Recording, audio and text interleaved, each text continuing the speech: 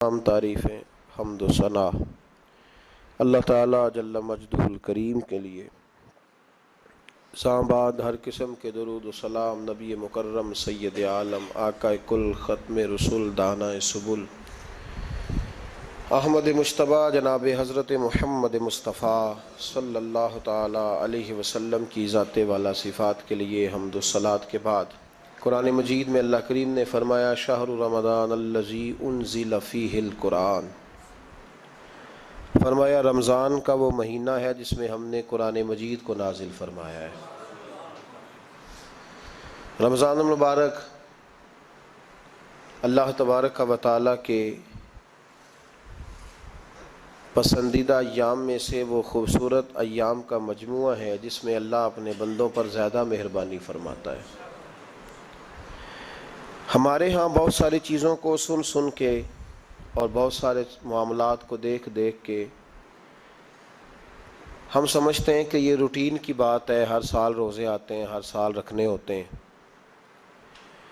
چونکہ یہ بڑا عظمت اور قدر والا مہینہ ہے، لیکن چونکہ خود چل کے آتا ہے تو جو چیز خود چل کے آتی ہے اس کی کئی دفعہ قدر کمزور ہو جاتی ہے، لہذا ہم روٹین کے فضائل سنتے ہیں، روٹین میں اسے لیتے ہیں۔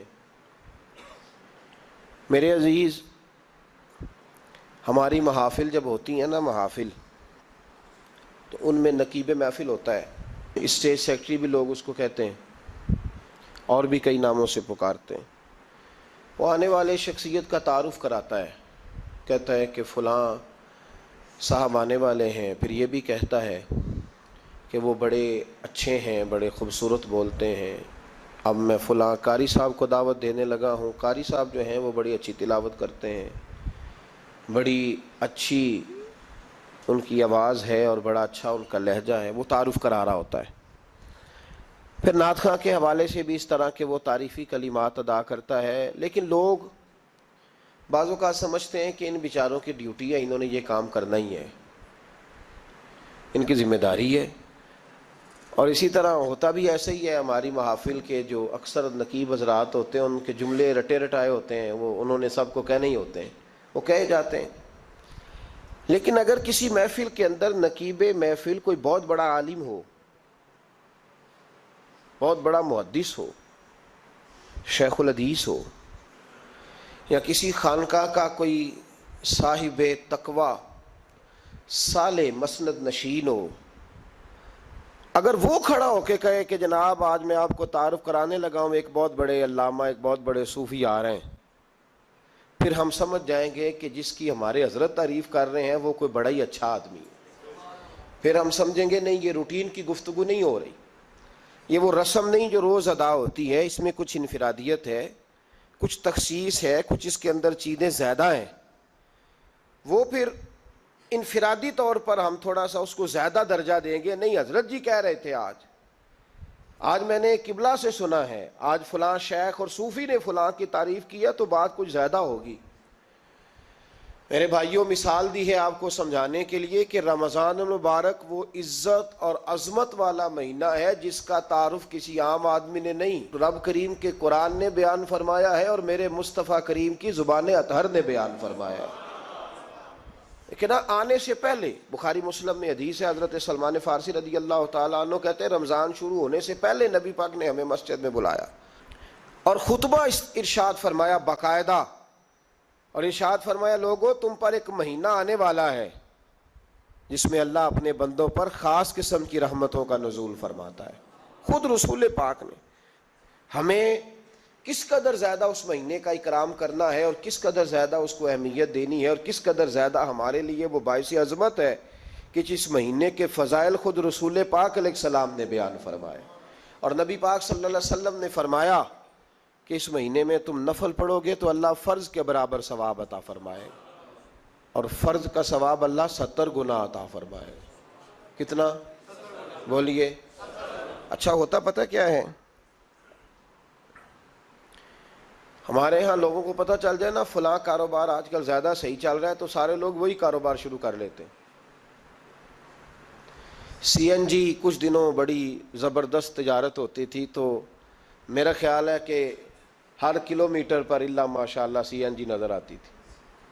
اب لوگوں نے سمجھ لیا ہے کہ شاید کھانا کھانے کا لوگوں کا مزاج زیادہ ہے، تو ہم جس چوک میں کھڑے ہوتے ہیں، جس جگہ جاتے ہیں، وہاں لوگ سب سے پہلے بتاتے ہیں کہ یہاں فلاں ہوٹل بڑا معروف ہے، اس پہ آپ کو کھانا کھلائیں گے۔ تو اب ہر آدمی نے ہوٹل کھول لیا، بلکہ اللہ تعالیٰ معاف کرے، ہمارے ہاں تو تعلیم بڑی اچھی تجارت ہے۔ جب سے سرکاری اسکولوں کی حالت تھوڑی خراب ہوئی تو ہر بندے نے پرائیویٹ اسکول کھول لیا ہے، بہت بڑی تجارت ہے معاذ اللہ۔ میں کبھی کبھی پریشان ہو جاتا ہوں کہ وہ قوم کیسے آگے بڑھے گی جو تعلیم بیچتی ہے۔ اور اللہ تبارک و تعالیٰ مجھے معاف کرے تو ہمارے ہاں تو صحت کا شعبہ سب سے زیادہ تجارت کا حامل ہے، کہ اگر کوئی آدمی اچھی انویسٹمنٹ کر کے کسی اچھی جگہ ہاسپٹل بنا کے کوئی 2-4 اسپیشلسٹ ڈاکٹر بنا لے تو پھر تو وہ بے شک جھاڑو کے ساتھ پیسے جمع کرے، مسئلہ ہی کوئی نہیں۔ ہم یہ کرتے ہیں کہ جو پتہ محسوس ہوتا ہے نا کہ اس جگہ مجھے رمق زیادہ نظر آ رہی ہے، تجارت میری زیادہ بڑھے گی، تو لوگ ادھر توجہ کر لیتے۔ او خدا کے بندو، صحابہ کا مزاج یہ تھا کہ جہاں انہیں پتہ چلتا تھا نا اس نیکی کا ثواب زیادہ ہے تو وہ بھاگ کر اس نیکی کی طرف توجہ کرتے تھے۔ آپ صحابہ کی سیرت کی کتابیں دیکھیے، حضرت انس بن مالک رضی اللہ تعالیٰ عنہ فرماتے ہیں جب نبی پاک علیہ السلام نے رمضان کی شان بیان کی تو صحابہ کا یہ مزاج بن گیا کہ وہ اپنے سارے کام رمضان سے پہلے سمیٹ لیتے تھے، رمضان شریف سے پہلے سارے کام سمیٹ لیتے، لینے دینے کے معاملات صاف کر لیتے، خریداری ہو جاتی، گھر کے اندر کوئی کام کرانا ہوتا تو وہ رمضان سے قبل کرا لیتے، یکم رمضان کو وہ مسجدوں میں ڈیرے لگا لیا کرتے تھے۔ وہ کہتے تھے نیکیاں جمع کرنے کے ایام ہے، نیکیاں۔ دیکھیں نا، سب سے مصروف ترین زندگی ہمارے نبی پاک صلی اللہ علیہ وسلم کی زندگی ہے۔ 23 سالوں میں نبی پاک علیہ السلام نے 2300 سالوں سے بھی زیادہ کام کیا، بڑا مصروف وقت تھا حضور کا، بڑا مصروف۔ ہمارے یہاں نا، میں ایک جگہ پہ حاضر تھا تو ایک بزرگ تقریر فرما رہے تھے، وہ کہہ رہے تھے اب خانقاہوں میں جو اللہ اللہ ہو رہی ہے وہ چھوڑ کے باہر نکلو، اب میدان میں نکلنے کا دور ہے۔ تقریر ختم ہوئی تو میں نے کہا حضرت ناراض نہ ہوئیے گا، ویسے کون سی خانقاہ میں اللہ اللہ ہو رہی ہے جہاں سے آپ باہر نکالنا، تو دور ہی گزر گیا اللہ اللہ کرنے کا، اب تو لنگر شنگر چل رہا ہے خانقاہوں میں، یا باتیں شاتیں ہو رہی ہیں، کیلو کال کی دنیا ہے، مستی اور حال کی تو کب سے چلی گئی۔ کم باذن اللہ جو کہتے تھے وہ رخصت ہو گئے، خانقاہوں میں مجاور رہ گئے یا گورکن۔ اب تو کہاں، اب کس کو آپ کہہ رہے ہیں کہ اللہ اللہ چھوڑ کے باہر آؤ؟ کون اللہ اللہ کر رہا ہے؟ اللہ ماشاءاللہ ہے، حال ہی کوئی نہیں۔ اسلام فقط اللہ اللہ کا مذہب نہیں، نبی پاک صلی اللہ علیہ وسلم نے کہا لا رہبانیت فی الاسلام، میرے اسلام میں رہبانیت کا کوئی حصہ نہیں۔ ایک آدمی جا کے صرف مسجد میں بیٹھ جائے، حقوق سارے چھوڑ دے، بال بچوں کو بھول جائے، اسلام اس کی حوصلہ افزائی نہیں کرتا، حوصلہ شکنی کرتا ہے۔ وہ والی صوفی کا درس حضور نے نہیں دیا کہ مسجد میں بیٹھو اور بس مسجد میں بیٹھو، خانقاہ میں بیٹھو، بلکہ نبی پاک صلی اللہ علیہ وسلم ہمیں بدر میں بھی نظر آتے ہیں، حضور خود جنگ کا لباس پہن کر ہمیں احد میں دکھائی دیتے ہیں، نبی پاک صلی اللہ تعالی وسلم ہمیں خندق کے موقع پر ہاتھ میں کدال پکڑ کر نبی پاک علیہ السلام ہمیں کھدائی کرتے ہوئے نظر آتے ہیں، مسجد نبوی تعمیر ہو رہی ہے تو حضور ہمیں خود اینٹیں اٹھاتے ہوئے دکھائی دیتے ہیں، سارے کام حضور نے کیے ہیں۔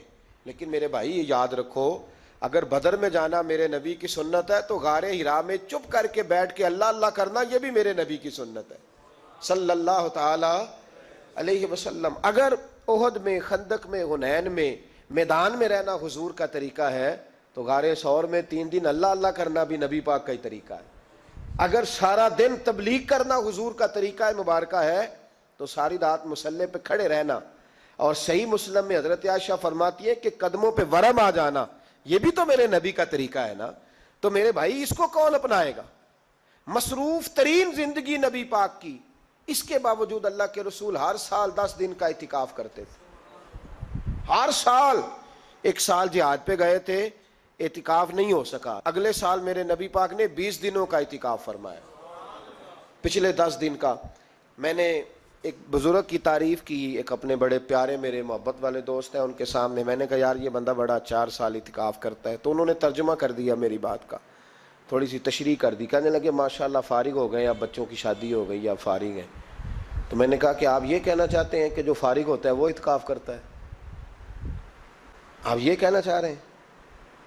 چونکہ میرا پیار تھا تو میں نے کہا ان سے کہ جو کوہ طور پہاڑ آپ نے سر پہ رکھا ہوا ہے آپ بھی ذرا اتار کے پھینکیں، دیکھوں تو صحیح کہ آپ کون سا مار کا فتح کر رہے ہیں۔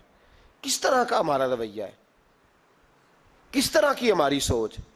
اگر کوئی شخص خیر کا کام کر رہا ہے تو بجائے اس کی حوصلے، کہتے ہیں فارغ ہے، بچوں کی شادی ہو گئی، بچے کام کاج کرتے ہیں اس لیے بیٹھتے ہیں۔ تو میں نے کہا آپ نے جو پہاڑ اٹھایا وہ بھی ذرا دکھائیں۔ روٹی آپ بچوں کو دیتے ہیں کہ اللہ دیتا ہے؟ ان کی پرورش کی ذمہ داری آپ کی ہے یا رب کریم کی ہے؟ تو 2 گھڑیاں محنت کرنے کا مطلب یہ ہے کہ تم نے پہاڑ اٹھایا ہوا ہے سر پہ؟ تو اس طرح کے فلسفہ ہم بیان کرتے ہیں۔ افسوس یہ ہوتا ہے کہ رمضان المبارک، اس میں بھی وہی سیاستیں، وہی خوش گپیاں۔ میں تو دعا مانگتا رہتا ہوں کہ اللہ روزوں میں کوئی الیکشن نہ آئے، آپ بھی آمین کہہ دیں، ورنہ وہی مصیبتیں، وہی جھوٹ سچ، وہی دروازوں پہ وہی۔ خدا کا واسطہ بس کر دو، رمضان شریف ہے، ٹھہر جاؤ ذرا، کیا ہو گیا ہے؟ میرے نبی پاک صلی اللہ علیہ وسلم نے فرمایا 11 مہینے جنت سجائی جاتی ہے اور پھر رمضان میں اللہ اپنے بندوں کے لیے جنت کے دروازے کھول دیتا ہے۔ 1 گھنٹہ پہلے صفائی کرتے ہیں مہمان نے آنا ہو تو، 1 گھنٹہ، ورنہ بچے دوبارہ سے پھر چیزیں بکھیر دیں گے۔ 1 گھنٹہ پہلے صفائی ہوتی ہے، لمبی نہیں، لیکن میرے نبی پاک نے فرمایا رمضان کے لیے رب کریم 11 مہینے جنت کو سجاتا ہے۔ چھوٹی بات ہے، روزے آ گئے، معمولی حیثیت ہے۔ ہم لوگ انہی معاملات میں، میں منع کرتا ہوں، ہمیشہ منع کرتا ہوں، آپ کو ہر سال منع کرتا ہوں، میں پابندی سے 1-2 اخبار ڈیلی دیکھتا ہوں۔ میرا ناشتہ نہیں ہوتا جب تک اخبار نہ ہو، چونکہ بزرگوں کا فتویٰ ہے جمعے کا خطبہ وہ دے جو عالمی حالات سے باخبر ہو۔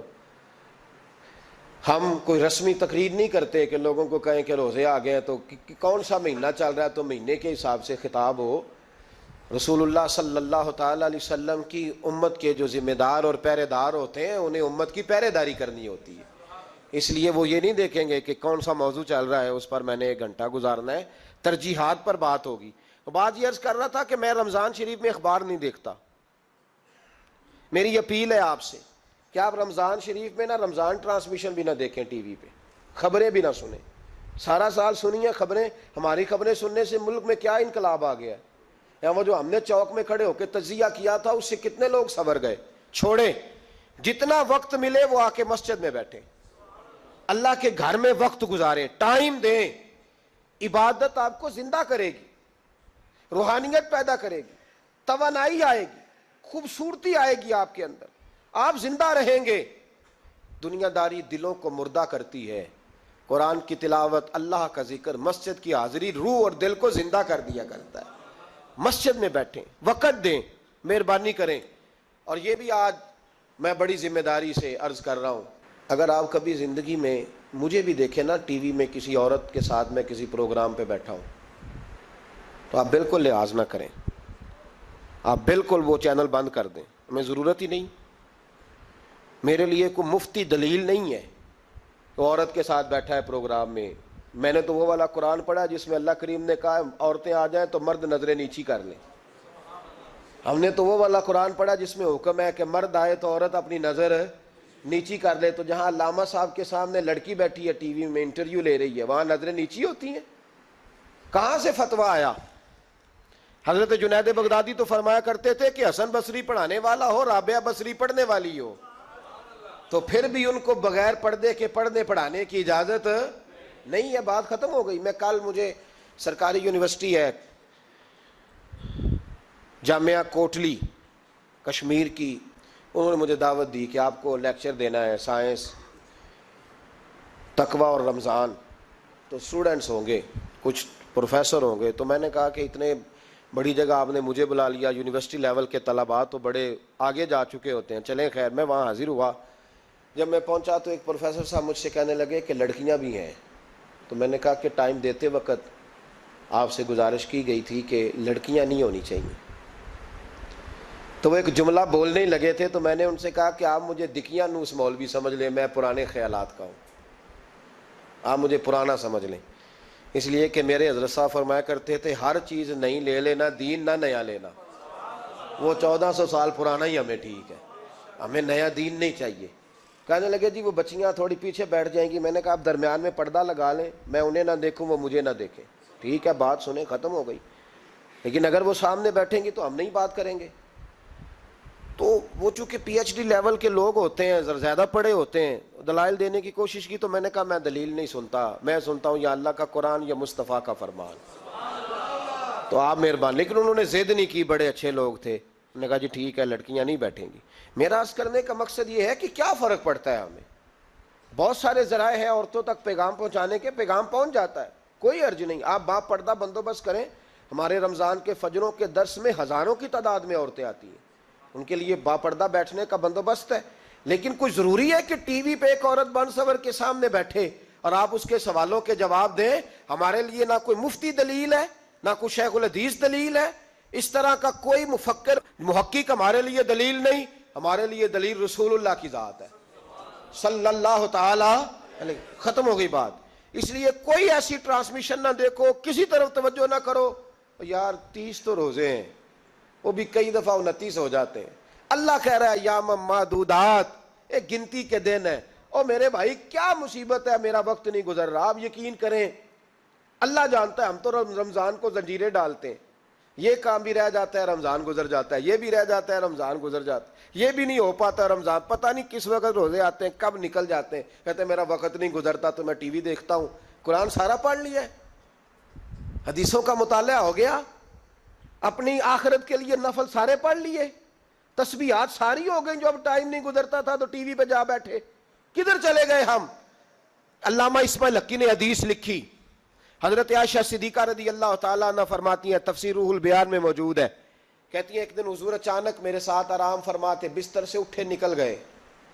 ہمیشہ نبی پاک علیہ السلام کا طریقہ مبارکہ تھا، جب رات کو تہجد کے لیے اٹھتے تو کہتے ابو بکر کی بیٹی حق تیرا ہے، وقت تیرا ہے، پر اگر تو اجازت دے تو میں اپنے اللہ کو راضی کر لوں. آج حضور نے پوچھا ہی نہیں، بستر سے اٹھے چلے گئے. کہتی میں اٹھی، میں نے دائیں بائیں دیکھا، محبوب نظر نہ آئے. حضور کی تامد استعمال شدہ پڑی تھی، وہ تامد میں نے اٹھا کے اوڑھ لی اور میں نکل گئی حضور کو تلاش کرنے.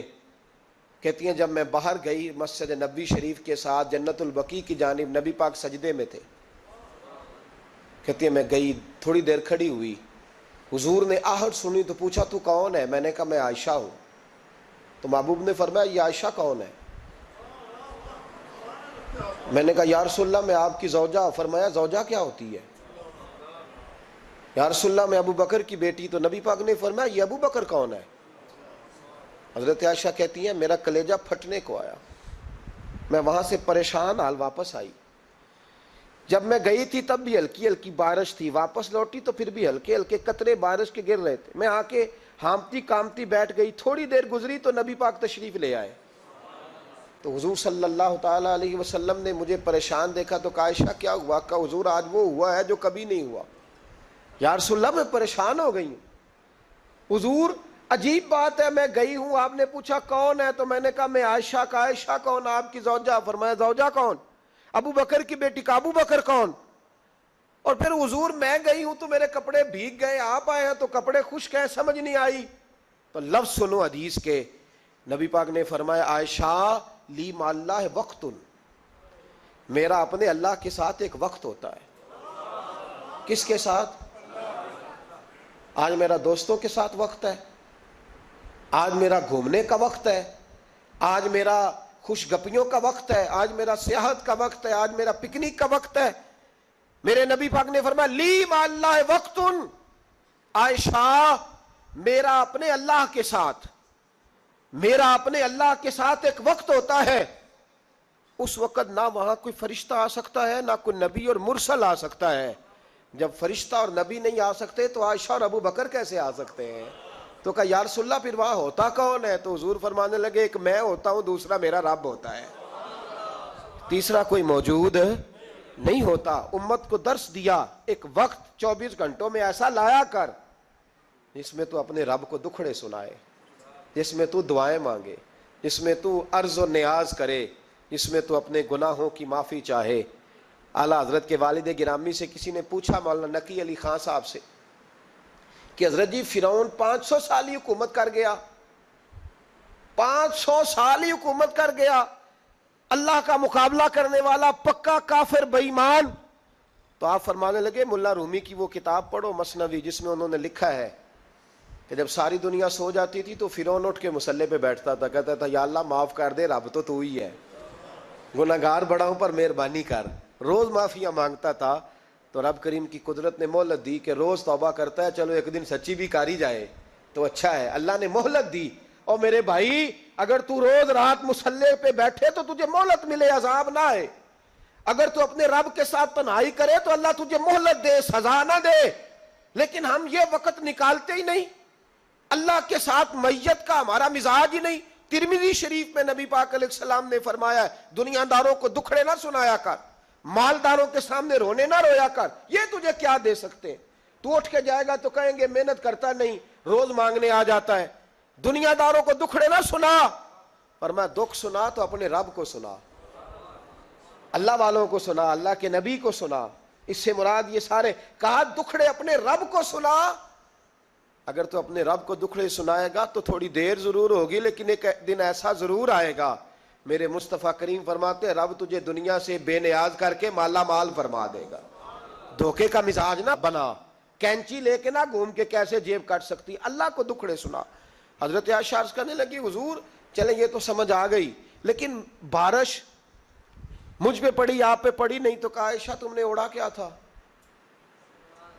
کہا حضور آپ کی طامت، فرمایا بارش کوئی نہیں تھی، جب تو نے میری طامت لی تو خدا کی رحمتیں تم پر برسنے لگ گئی۔ تو حضور کے وجود سے لگی ہوئی چیز کوئی اوڑھ لے تو رحمت برستی ہے، تو میرے نبی کی مسجد چومنے سے کیوں رحمت نہیں برستی؟ جالی چومنے سے کیوں نہیں برستی؟ جہاں جہاں حضور رکے، جہاں جہاں نبی پاک ٹھہرے، وہاں جانے سے کرم کیوں نہیں ہوتا؟ تو عزیزو یاد رکھو، رمضان میں ایک ڈیوٹی آپ نے یہ کرنی ہے کہ عبادت کو وقت دیں، ٹائم نکالیں۔ جو اتنے سے بھی فارغ ہے نا، وہ 19ویں روزے تک کل فارغ ہو کے 20 کو اعتکاف بیٹھے۔ زندگی میں ایک دفعہ اعتکاف تو ویسے بڑا ضروری ہے، ہمارے بزرگوں نے لکھا ضروری ہے ایک بندہ اعتکاف کر لے زندگی میں ایک دفعہ، ہر سال کرے تو سنت ادا ہوگی۔ ویسے سنت مؤکدہ الکفایہ ہے، بستی میں اگر کوئی بھی نہ بیٹھے گا تو سارے گناہگار ہوں گے۔